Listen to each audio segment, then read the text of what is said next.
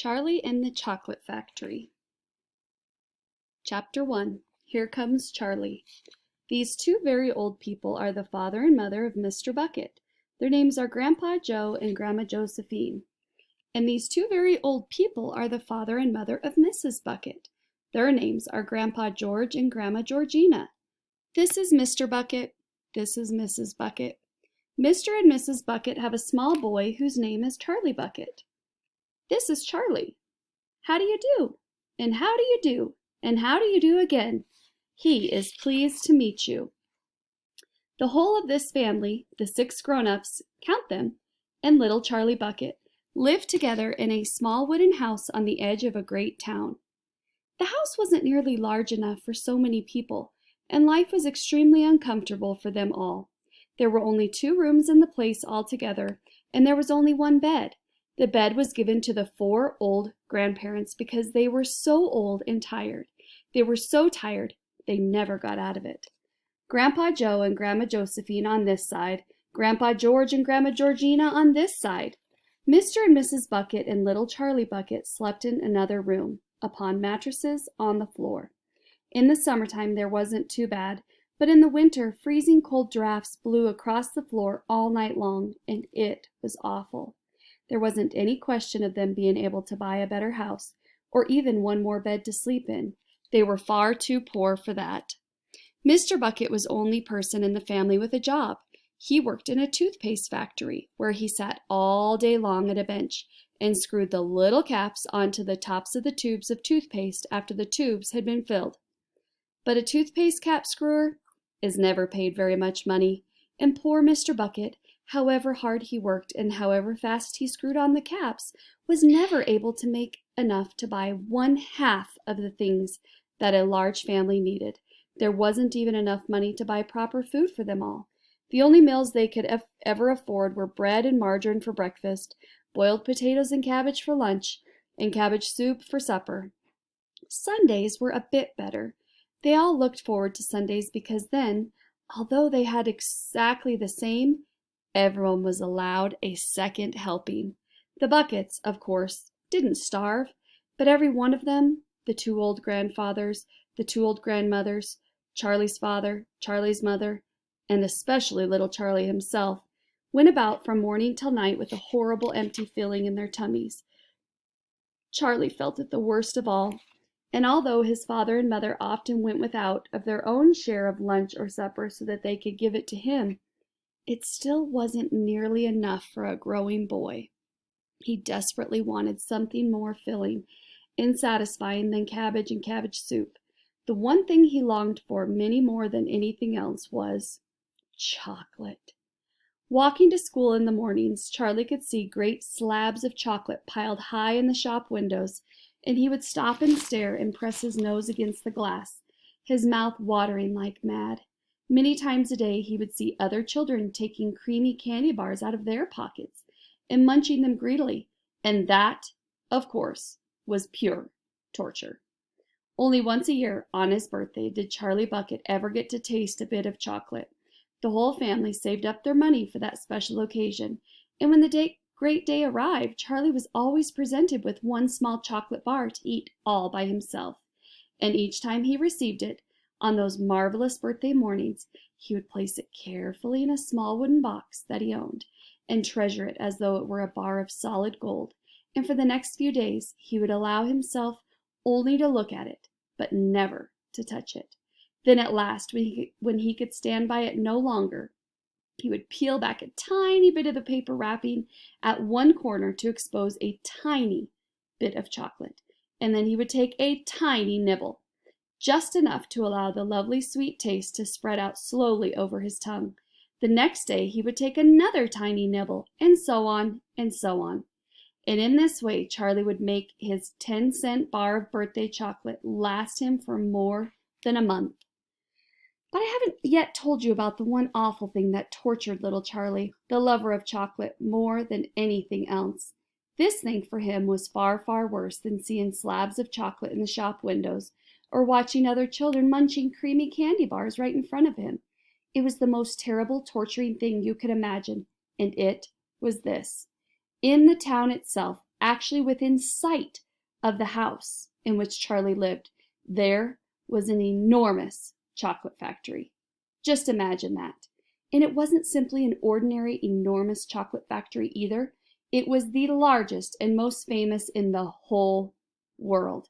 It was Wonka's factory, owned by a man called Mr. Willy Wonka, the greatest inventor and maker of chocolates that there has ever been.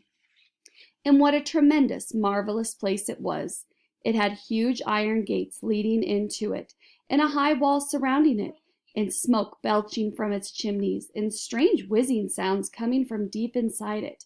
And outside the walls, for half a mile around it, in every direction, the air was scented with the heavy, rich smell of melting chocolate.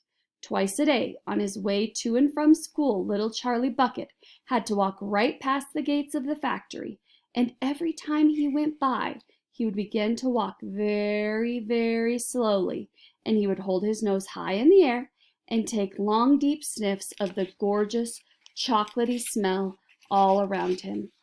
Oh, how he loved that smell, and oh, how he wished he could go inside the factory and see what it was like. Chapter 2. Mr. Willy Wonka's Factory.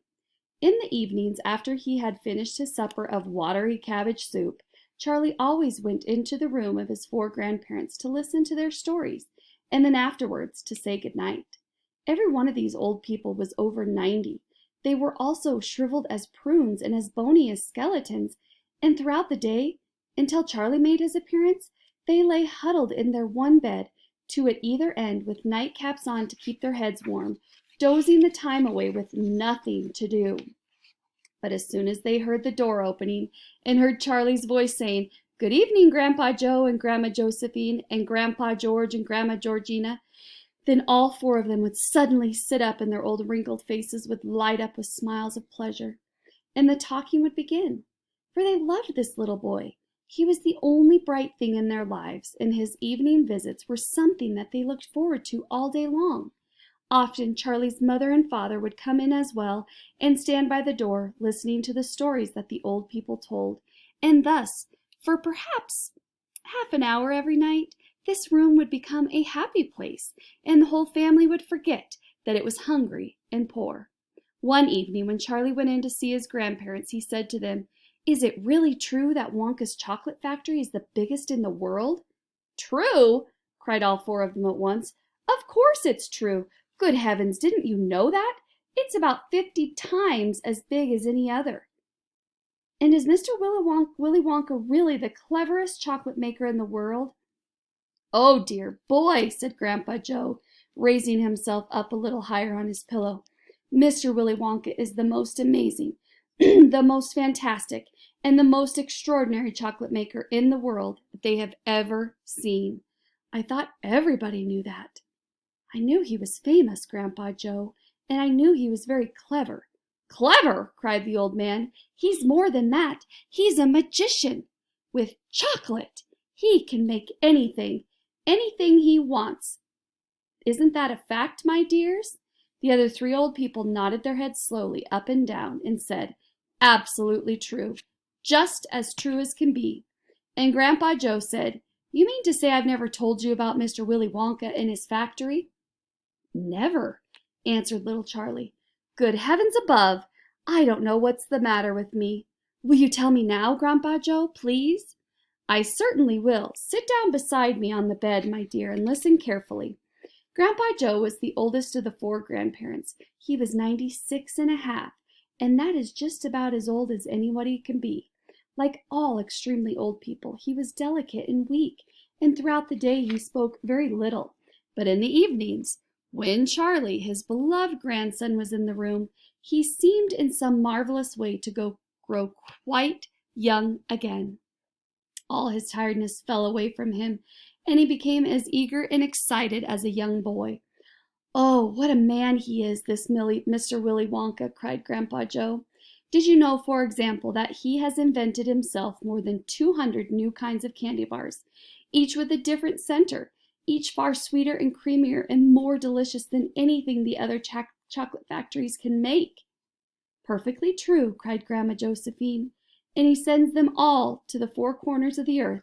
Isn't that so, Grandpa Joe?" "It is, my dear, it is, and to all the kings and presidents of the world as well. But it isn't only candy bars that he makes. Oh, dear me, no. He has some really fantastic inventions up his sleeve, Mr. Willy Wonka has. Did you know that he's invented a way of making chocolate ice cream so that it stays cold for hours and hours without being in the ice box? You can never leave it lying in the sun all morning on a hot day, and it will never go runny." "Oh, but that's simply impossible," said little Charlie, staring at his grandfather. "Of course it's impossible. It's completely absurd. But Mr. Willy Wonka has done it." "Quite right," the others agreed, nodding their heads. "Mr. Wonka has done it." And then again Grandpa Joe went on, speaking very slowly now, so that Charlie wouldn't miss a word. "Mr. Willy Wonka can make marshmallows that taste of violets, and rich caramels that change color every 10 seconds as you suck them, and little feathery sweets that melt away deliciously the moment you put them between your lips. He can make chewing gum that never loses its taste, and candy balloons that you can blow up to enormous sizes before you pop them with a pin and gobble them up.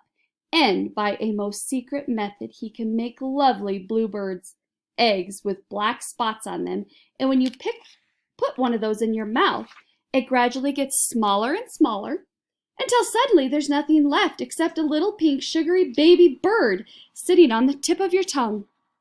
Grandpa Joe paused and ran to the point of his tongue slowly over his lips. "It makes my mouth water just thinking about it," he said. "Mine too," said little Charlie, "but please go on." While they were talking, Mr. and Mrs. Bucket, Charlie's mother and father, had come quietly into the room, and now both were standing just inside the door listening. "Tell Charlie about that crazy Indian prince," said Grandma Josephine. "He'd like to hear that." "You mean Prince Pondicherry?" said Grandpa Joe, and he began chuckling with laughter. "Completely dotty," said Grandpa George. "But very rich," said Grandma Georgina.